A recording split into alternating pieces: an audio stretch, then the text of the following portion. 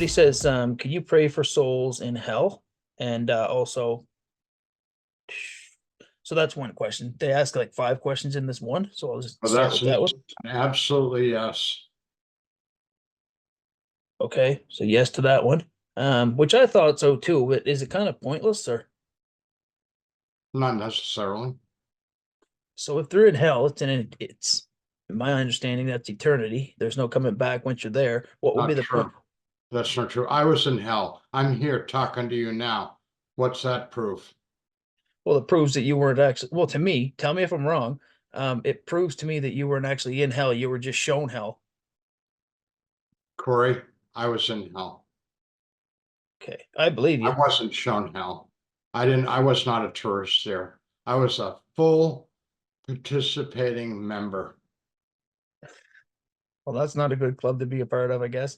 But so did you have the feeling of hopelessness, never ever going to see God again, complete separation from him at that point? I didn't believe in God. I had hopelessness, but God never entered my mind. Really? Yeah, it was like, I didn't think about pistachio ice cream either. Not something I thought about. It's a good, that's a good way of looking at it. Okay, so the same person asked you, I believe that we all have a spark. Our soul has a spark of God within us all that we are born with. So what happens to the image of God in the souls that are in hell? Or like Everyone this. does have um, something divine, call it a spark, if you will, of God. We were all created before the creation was created. Now, what happens to that is that what I believe is that the person is destroyed, annihilated, gone, kaput, finito. How else can I say it? But the divine spark is not, and that returns to God. Okay.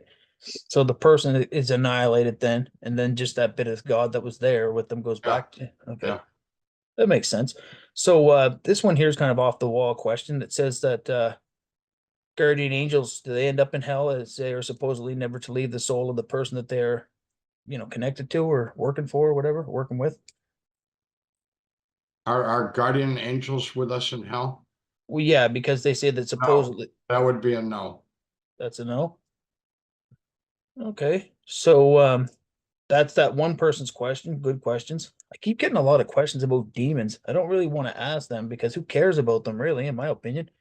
But Avoid them at all costs yeah, how do they get connected to us? because well, one, they're testing us, and two, we invite them. Where you said connect, we invite them into our lives through lust, greed, anger, revenge, etc. That makes sense. Kind of rapid fire on your questions here. I'm sorry for that, but I got a lot of them here I'm trying to get out.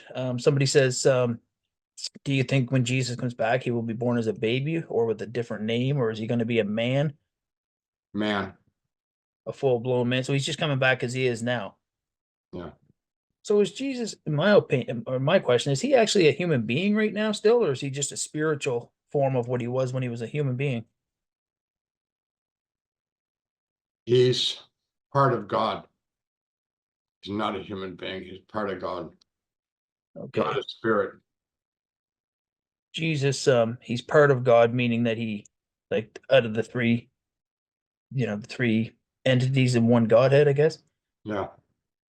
So I was having a debate with a Jehovah's Witness lady that comes to my shelter. Really nice lady actually. She made some good points, but ultimately she lost me when she said that Jesus was the first of all creation, and I'm like, I don't think he was created. I think he was always part of the Godhead, right? And she debated me to Right. the death on that, but I don't know. I whatever. She has her beliefs. I mean, I didn't feel like it was time. Felt personally with her, the more I probe her and push her on certain things, it's only going to cause her to fall back into her addiction because she's very fragile right now. Yeah. So I backed off. But there was that. Why did God create anything at all, knowing more than not, most people would reject him and end up condemned apart from him forever? think you answered this before, but First of all, the premise in the question that most people would reject God, I don't know that to be true. This woman must be much more knowledgeable and wiser than I am to know that most people reject God, because I don't know that at all. So I can't answer the question because I don't agree with the premise.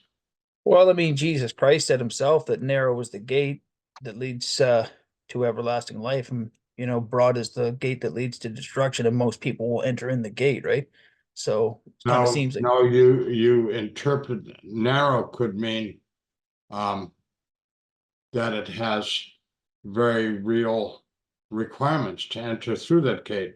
Broad could mean wide, meaning hey, whatever you want, you can do. It doesn't, that's not necessary a numerical evaluation. It can be a qualitative, not a quantitative statement. so why does Jesus come at us like that then, man? Why wouldn't he just say, more people would go to heaven than not, or do this and you'll get, I He guess would he kind never of does. say that because he wants people to take following him seriously. He says harder things than you're picking an easy one. How about take up your cross and follow me? How about that for a fun way to attract disciples? Well, yeah, that's not very appealing, I guess. Not very appealing. It's terrifying. Take up your cross. Do you understand what that means? Yeah. Walk to Well, your crucifixion, your suffering. The cross is not a decorative item. That's like I wear a cross around my neck. It's jewelry, right? mhm. I find it moves around my neck. This is not what he's talking about. He's talking about suffering. Take up your cross and follow me. Why would God create us to suffer then? Doesn't make sense to me. Suffering is good. Really? Yep. So when I suffer right now, I should be happy about that? You should. I don't think happy is appropriate, but I think you realize that it's part of life. And when do you grow? Corey, let me ask you a question. When do you grow spiritually? When you're happy and having fun, or when you suffer?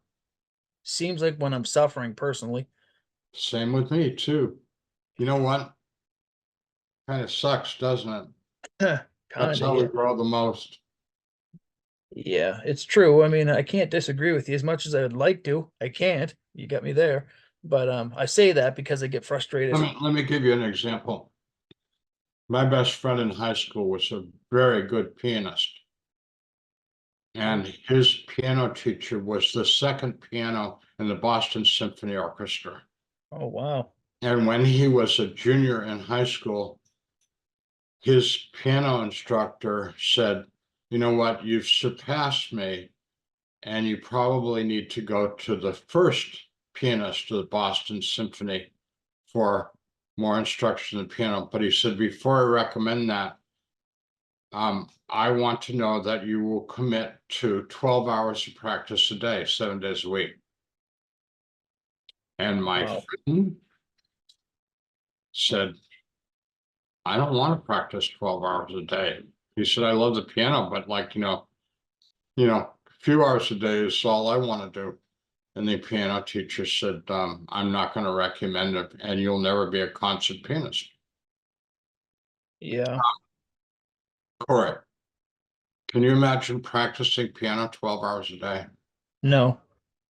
Well, I don't know if you want to, I don't know if the term suffering would be appropriate. That's a lot of commitment to hard work.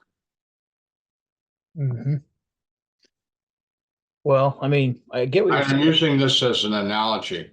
Yeah, it's a good one. If you want to be an athlete, if you want to be a really good athlete, do you suffer? Yes, yes, and yes. Ask any athlete.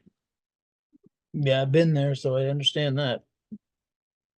I I get it. Suffering is a good thing. Yeah, I agree Not with you. fun and Who in the world wants to suffer? I don't want to suffer. You don't want to suffer, but we do it. We get to do it whether we like it or not.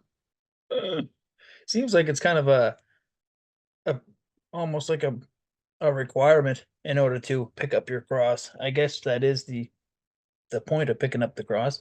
Yeah. But I don't know. I have my reservations about that, but I do understand it. It just could have not have been another way. You know what I mean? However, Jesus tells us all kinds of things that are really, really hard to swallow. You know, like if your eye offends thee, cut it out. If your hand offends thee, cut it off, etc. He doesn't mean that literally. no. It means be really, really critical about what you do. Self-critical. Yeah, it's tough to do that, to be self-critical. You probably know that Yeah. yourself, but it is what it is. The other one is a question from a person that asked us a question. They're saying that I can't remember which video it was that supposedly you said something about the Bible's not it has errors in it, and which I told What? the Bible What did has I say? that the Bible has errors in it, Yeah. errors like mistakes, which I tend to agree with. Maybe it's the way it's written, but the person wanted to know if that's the case, why would we bother reading the Bible, or how do we know not to cherry pick the Bible? Does that make sense to you? Like, Yeah. yeah, Uh, if there's there's a simple way to know how to read the Bible. Read Matthew, Mark, Luke, and John and get to know Jesus Christ. And then everything you read in the Bible, compare to what you learned about Jesus Christ and what he said, because he is the perfect, true, only revelation of God, Jesus Christ, as revealed in Matthew, Mark, Luke, and John. Everything else you compare to that, and you will find out what is true and what is not true in the Bible. yeah, I try to do that just so you know, because that was a good outlook on it, like a good way of me reading it, putting on my Jesus glasses you told me to. Exactly, exactly. Put on your Jesus glasses. I love it. Yeah, I like that too. So I find it I personally get. In it sometimes. However, it's good. The one about somebody asked me about witches casting spells. I don't know much about this. I've actually researched it a bit about satanic church and stuff like that, and people being cast like there's a process a witch can take and hex you. I don't know what this means exactly. I'm assuming attaching a demon to you of some type. And if that's the case, if you feel like you've been hexed, if you understand what that is, um, how would you get yourself out of that? And And then you pray powerfully in the name of Jesus Christ, and it'll work. yeah, but what if you don't have true faith? Would that work for somebody who's Then just you're scared? screwed, blued, and tattooed. Yeah, true enough. Um, my question is to you, kind of a question I stole from somebody, so it's not really my question, but um, if a demon does attach itself to you, when you say you don't have true faith, you're screwed, blued, and tattooed, would you be able to acquire that true faith? Maybe out of fear alone? A good, a good reason to give your life over to Jesus Christ is to get rid of that demon. Would that not be selfishness, though? If I'm only going to give you my life, Jesus, if you'd help No, me, no, it's not. You get the wrong term. It's called enlightened self-interest. that's still not the same thing, though. Just kind of word it a little differently. No, I mean, Corey, is it selfish if you're an alcoholic to stop drinking? Is that selfish? No, I don't It's think so. enlightened self-interest, True. right? Yeah, I guess I never looked at it that way. You always make good points to me, man. I always get frustrated with you because I want to be right. I'm always wrong, but I always seem to be wrong. So that's good. I like the questions. There's a bunch more, but I can't there's no time to ask them all. But Katie is a weed smoker, which I'm allowed to talk about because it's fully legal in all parts of Canada right now, so she's not going to go to jail for doing that. You can go buy it at the liquor store. So I don't know if you guys have that down where you're at, but we have it here. But she smokes It it. varies from state to state in the United States. Oh, really? In some states, it's a crime. In other states, it's legal. It's very confusing, but the majority of states, it's a crime. Oh wow. Well, it was a crime for us too about 8 years Yeah. ago. Justin Trudeau was the one who kind of implemented that. Why not tax it? He figured everybody else was, they were using it anyways. Yeah. So it worked, I guess. But anyways, I lost my train of thought. Somebody's one of the videos we did about looking at a woman with adultery or marrying one person, divorcing that person, marrying another person, which you've done. I haven't yet, but I've been with many women over the years, but never married them. And but that's different. That's outside of the point. Oh, Um brag, brag, brag. in my drunken days, okay? Today nobody wants me because I'm old and ugly and etc. But I guess Katie wants me, so that's all that matters. But these people say, if you're, I don't want to attack you. This is going to sound like an attack, and please don't take it that way from me, anyways. But they say that you're actually just trying to sugarcoat the fact that you're in adultery right now, which I always thought was the case too. So, can you explain to me how a man like yourself and many other men out there that have, been married, divorced, married again, divorced, married again, etc., how they're not in adultery after Jesus Christ said that to us? I am. And I've repented of that and I've been forgiven. But are you not continuously in it then if you're still married to a different woman? You understand what I I don't mean? believe so. I I believe only, that my sins have been forgiven. I believe in Jesus Christ. I don't believe in man-made rules. yeah, well, didn't Jesus Christ make that rule? It's not a rule. I don't want to press you too much because I No, can I tell mean, it's agitating you. look, there's a difference between um, spiritual guidance and legalism. You know, a moment ago, you were talking about the criminality or non-criminality of smoking weed, right? Yeah. That's a man-made law. The Ten Yes. Commandments are not laws. It's not a criminal code. It's how Good. you should live. Don't So, envy your neighbor's property, right? Honor your mother and father. yeah. Those are not criminal. It's not a criminal code. What Jesus said is not a criminal code. You're confusing the two things. Hmm. Yeah, I guess if you look at it that way, but when I guess it kind of struck a string with me when you said that you knew you were in adultery, or you felt like you were, and I you was okay, you were, past and tense. you repented for that, and Jesus and God and the whole Godhead, the Trinity, they forgave you for that, and you believe you're forgiven now, which I believe you probably are too. That's what I said. Yeah, and I'm just kind of paraphrasing what you said, but so does that mean that Jesus would forgive us for knowing that we're going to sin, like a willful sinning, I guess you call it? Like if I said I'm going to go have sex with that woman behind my wife's back, but I'm going to say I'm sorry No, afterwards. no, because willful sinning is knowingly going against Jesus. Yeah. So if a man divorces a woman and marries another, is that not I no didn't, first of all, I didn't divorce either of my wives. They divorced me. By law, you are married. by By law? the man-made legal system, you and Katie are married. My staunch and dyed-in-the-wool Catholic mother totally disagrees with that, but whatever, let her disagree. But Oh, is she an attorney? no, she's not. No. No, she's an Sure, old school. Corey, Yeah. when your plumbing is spewing water out from under the sink, do you call your favorite electrician to come over and fix it? No. Why? Well, I think we know why. He wouldn't know how to fix it. Yeah.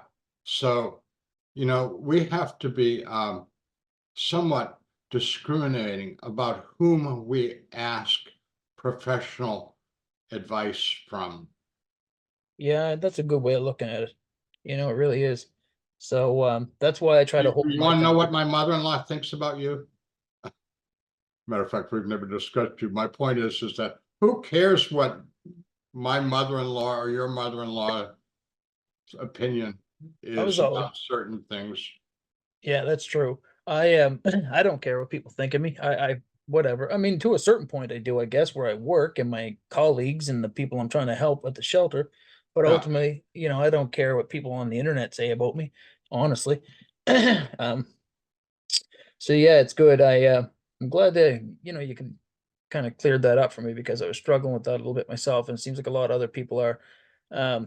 There is a video I'd like to do with you at some point. Man, I don't want to do it, but I feel like everybody wants me to do it is talking about the enemy and how to it seems like people get really excited about talking about the enemy and demons and stuff, man. I don't know why. Maybe Hollywood's implanted that in our heads. If about how do we know when we see Satan? What does Satan look like? Howard said he saw Satan. What's he look like? What type of guy is he? It's like, who gives a shit? You know what I mean? I don't care about that. But excuse my language here, by the way. and then But the interesting question is, why do they care? well, I guess that I've asked that question myself, and people are like, "Well, how are we supposed to defend ourselves against the enemy if we don't know who our enemy is?" And I'm like, I don't know. Isn't it better to know Jesus over the enemy, anyways? In my opinion. No, there was a wonderful pop song decades ago, "The Woman in the Red Dress." The woman in the red dress. I think I Yeah, heard that one. I'm not gonna sing it, but anyways, I love that song. This was before I was a Christian because it was like you were somewhere and there was a woman in a red dress dancing, and you were like drawn to her like a magnet. We're talking lust here, Yeah. Lust, lust. The woman in the red dress, woman in the red dress. Oh Um, yeah. No, that song. you're willing to forfeit your wife and your children and your job and your marriage for that woman in the red dress. Um, what does what does the demon look like?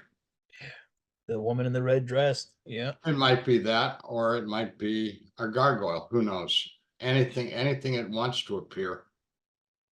So they can shapeshift. I take it then. That's kind of crazy. Um, I did read that the devil comes as an angel of light. So how would you know that you were not being fooled by him, thinking that it was an angel of light? Or Very simple.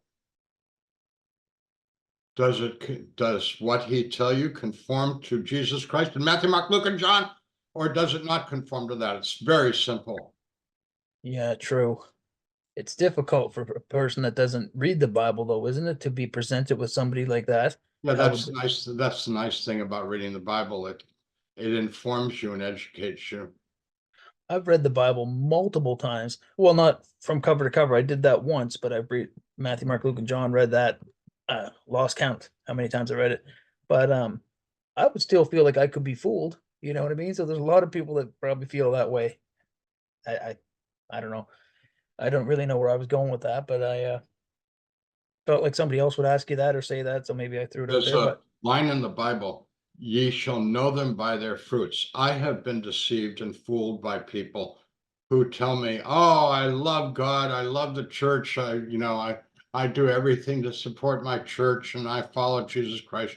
And I found out that they are liars, deceivers, and all they want is to get as much money out of me as possible. yeah, You know yeah, what? Ye shall know them by their fruits. They reveal themselves to you in time. yeah, true. Well, that's kind of reading about Mormonism and LDS teachings. I believe Don't go there. don't want Don't to go there. leave them alone. Oh, but I want to attack them because what they say is crazy, man. I don't. I don't like to attack anybody who's seeking God. Yeah, me neither. I'm carrying on saying that, but wouldn't not be more kind of helpful to at least let them know they're seeking the wrong God? I mean, come on. Have you ever read what they said? And even like Jehovah's Witness I'm very familiar with them, and I've talked with them, and just don't want to yeah. go there, eh? Well, because guess what? If you want to devote your life to trying to turn those people away from their faith, go ahead. And you know what? You're going to waste your time. You're going to waste their time, and you're going to squander whatever ability you had to bring people into relationship with Jesus Christ.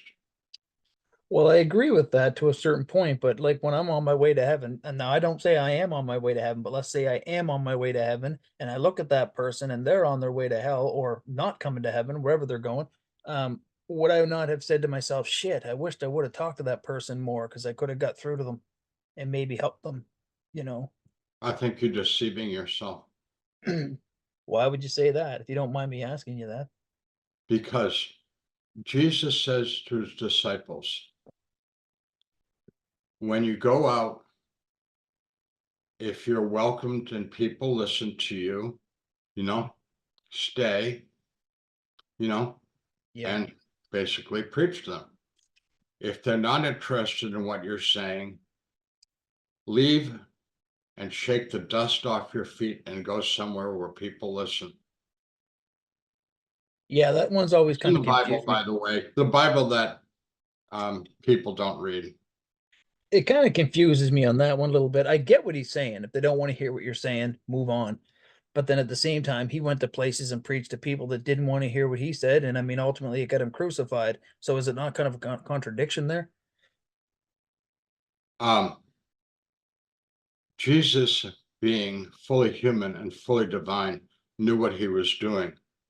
Um, we are not in the same category as Jesus, so be I agree with careful that. when you compare yourself to what Jesus did and didn't do. Yeah, I feel like I do that a lot, and I wish I wouldn't.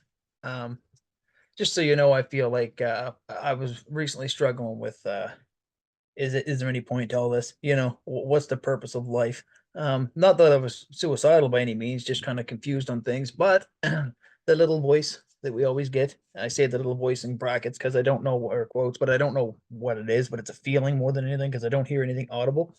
But did tell me that I'm on the right path and that you're kind of there to guide me. So that's good. And I do kind of classify you as a modern day prophet. I know you don't like hearing Thank that, but you. especially with the beard going there, man, that's, Makes me a prophet, huh? it does. Yeah. I should have grown it earlier. You should have, but I feel like it's good. You're doing good with that. So lots of people like you. Lots of people don't like you, like they don't like me, whatever. Um, but you've changed my life a lot. So I have to thank you for that. And that's why I keep pushing out the videos because what you've done for me, And probably. you know what? Because you're open-minded and we can have rational conversation. Well, that's Um, good. you know what else?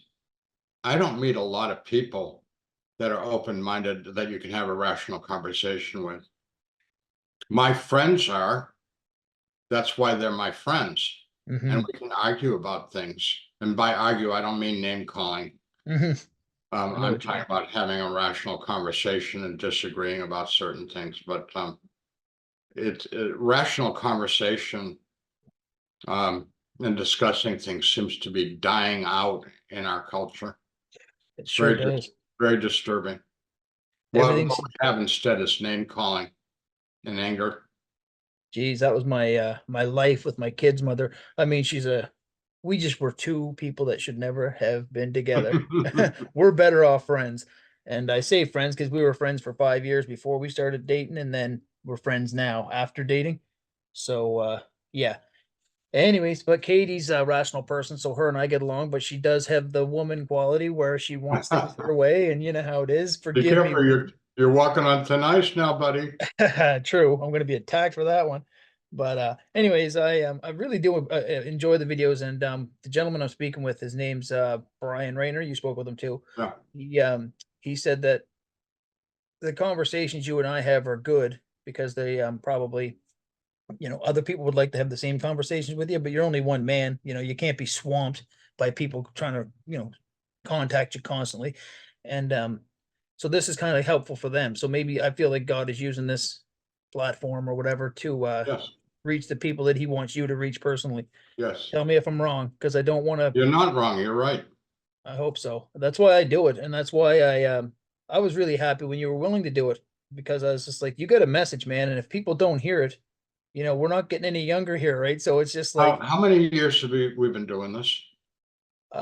probably 2 or 3, I think now. Wow, At that puts it least, into perspective. no, at least three. Yeah. Holy, where's that time gone, eh? Yeah. I remember when the first day we sat down to do the first chapter in your book because you were going through them chapter by chapter. You know, when we first met, you hadn't even started thinking about going to school to get your credentials to be a police officer. Yeah, I did How many not. years ago was that? Oh, I don't know, 2017, I think, 2018 maybe. Yeah, that's when we were talking. Yeah, I remember that. Wow. And But this is good. 2024. Do the math, buddy. I'm doing it. It's crazy. It was shortly after I stopped drinking that I reached out to you because I was just like, why not? I saw your videos and you had mentioned Yeah. something that kind of triggered me. So I was like, yeah. So it's almost 8 years since I stopped drinking. So, you know, but I see a lot of it at the shelter I'm working at, man. Addiction is a killer. And just the people, they're so lost. I'm just like heartbroken, They're like But late. you know, you don't need me to tell you this, that they're sick They are, yeah. and they need healing. And that's your job. And you're now a healer. It's a You know, big job. if you were Jesus, you could just lay your hand on them and pray for them and they would be made a new person. But not quite that easy. No, I wished it were because there's some people there that they're ultimately good people. They're just lost, Really, man. Yeah. everybody is got good in them. Everybody. Well, they do. I had one gentleman, I wanted to strangle him when I first met him because he's just one of those gimme, gimme, gimme, do what I say guys. Yeah, yeah. But I found him out in the doorstep of our shelter, just completely folded in half and doped right out of it. Felt bad for him, so I had to get him out in the building because it was freezing cold out and his hands were turning purple and blue. But I got him in and he told me his story, man. I was just like, oh, um, long story short, he had a daughter he lost when she was 11, and that's what turned him to it. So I was just like, oh man, so it breaks your heart, right? Wish that I had Yeah. that healing touch, but I don't. And I want to talk to them about the Bible and stuff, but I don't because they don't want to hear it.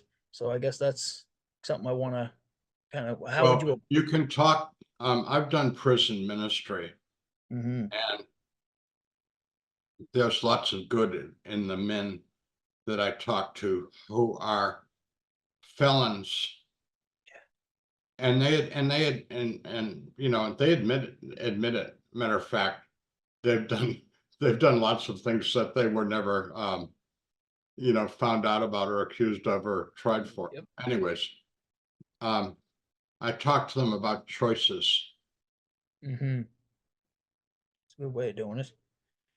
You know, Yeah, I hear you. I did talk to them about God and Jesus and stuff, but